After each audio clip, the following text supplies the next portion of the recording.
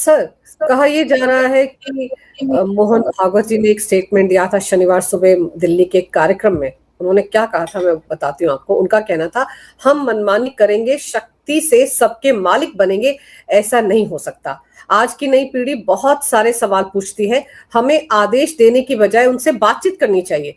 उन्हें हर बात के पीछे का तर्क समझाना चाहिए, ना कि आदेश देना चाहिए। संवाद के जरिए ही उन्हें सही दिशा दिखाई जा सकती है। और माना जा रहा है कि उनके इस बयान के बाद ही धर्मेंद्र प्रधान ने 2 बजे के आसपास 2 पन्नों की चिट्ठी लिखकर अपना इस्तीफा प्रधानमंत्री को भेजा। क्या आपको लगता है कि वाकई आरएसएस के दखल के बाद हालात ऐसे बने हों? क्योंकि शनिवार सुबह तक ये लग रहा था कि धर्मेंद्र प्रधान का इस्तीफा होगा ही नहीं।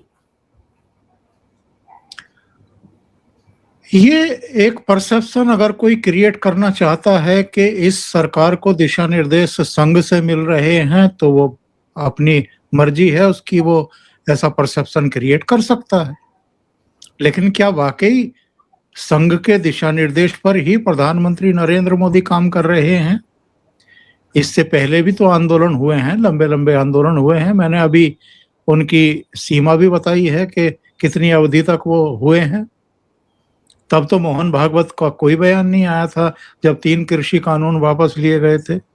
वो तो विशुद्ध रूप से प्रधानमंत्री नरेंद्र मोदी का ही फैसला था। इस बार भी ये नरेंद्र मोदी का ही फैसला है। मैं नहीं मानता कि संघ प्रमुख ने कोई बयान कहीं दिया और उसके बाद से मंत्री का इस्तीफा हो गया।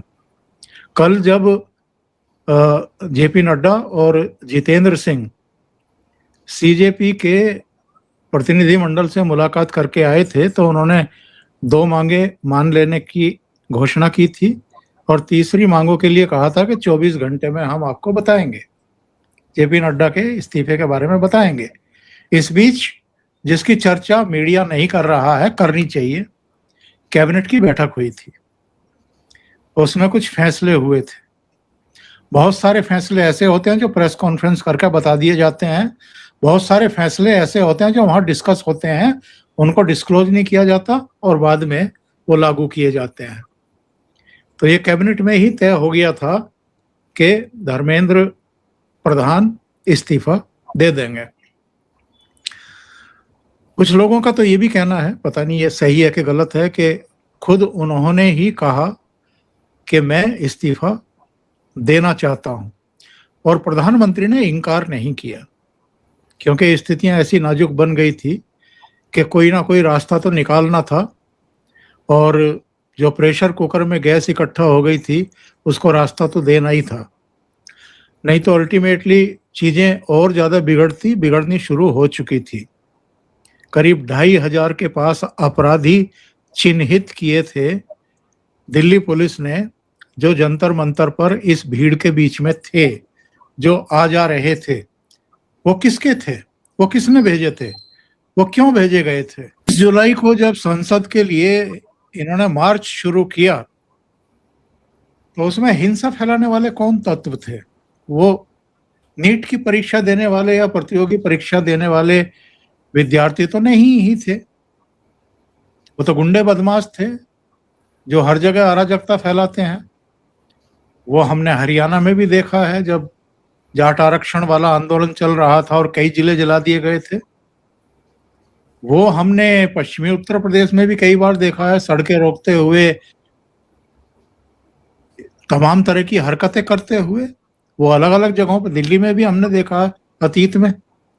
तो ये सारे तत्व और ये सारी घटनाएं, मुझे लगता है कि इन पर मंथन करने के बाद, और दूसरी बात, ये यूथ के नाम पर जो भी यहाँ जमावड़ा किया गया था और जो भोजन 3 के बजाय 5 टाइम दिया जा रहा था, सुबह नाश्ता, फिर दोपहर के खाने से पहले केले या खीर या कुछ दूसरी चीज, फिर दोपहर का भोजन, फिर शाम को कुछ, और रात्रि में फिर जो है कुछ परोसा जा रहा था, बढ़िया बढ़िया लजीज व्यंजन ट्रक भर करके वहां खाने आते थे। कहाँ से आ रहा था ये? कहाँ से फंडिंग हो रही थी ये? तो आप इसी से अंदाजा लगाओ ना। वहां गोल टोपी वाले भी दिखाई दे रहे थे। वहां पर जाफराबाद से लेकर के सीलमपुर, मौजपुर, जहां-जहां वो दंगे फसाद हुए थे डोनाल्ड ट्रंप की यात्रा के समय, वहां के लड़के आकर के लड़कियों को भी छेड़ रहे थे, मीडिया को भी गोदी मीडिया कह करके मारपीट करनी शुरू कर चुके थे, वो पत्थरबाजी कर रहे थे, वो एसीपी का सिर फोड़ रहे थे, वो दूसरे पुलिस वालों पर हमले करने शुरू कर चुके थे। तो ऐसे में क्या करेगा प्रधानमंत्री या क्या करेंगे गृह मंत्री? ये मैंने शाम को एक प्रोग्राम किया, वो 8 बजे का जो मेरा लाइव होता है, उसमें मैंने विषय ही आज ये रखा है अंजू जी कि ये आदमी विष पीने के लिए अभिशप्त कर दिया गया है। वो एक जगजीत सिंह की गजल है ना कि सबसे बेहतर कभी ना बनना, जग के रहबर कभी ना बनना, पीर पयंबर कभी ना बनना। तो नरेंद्र मोदी की लोकप्रियता उनकी सबसे बड़ी दुश्मन बन गई है। उनकी कामयाबियां इन सबकी आंखों में किरकिरी बन गई हैं। उनको बदनाम करने के लिए, उनको रोकने के लिए हर तरह के प्रपंच रचे जा रहे हैं। वही हम ये सब देखते हैं बार बार। संसद सत्र हो, राज्यों के चुनाव हो, क्योंकि 5 राज्यों के चुनाव आने वाले हैं। और अगर योगेंद्र यादव का वो जुमला याद करें कि हमने तो पिच तैयार कर दी थी, हमने तो हैवी रोड रोलर चला दिया था, अगर अखिलेश यादव ठीक से बैटिंग, बॉलिंग और फील्डिंग नहीं कर पाए तो हम तो वहां जाकर कर नहीं सकते थे। तो ये बार बार पिचें तैयार की जा रही हैं। इस बार पंजाब को बचाने के लिए, मोदी को बदनाम करने के लिए, मोदी की फिर से छवि खराब करने के लिए, क्योंकि 2022 के इन 5 राज्यों के इलेक्शन से पहले भी वो 13 महीने का आंदोलन चलाया था।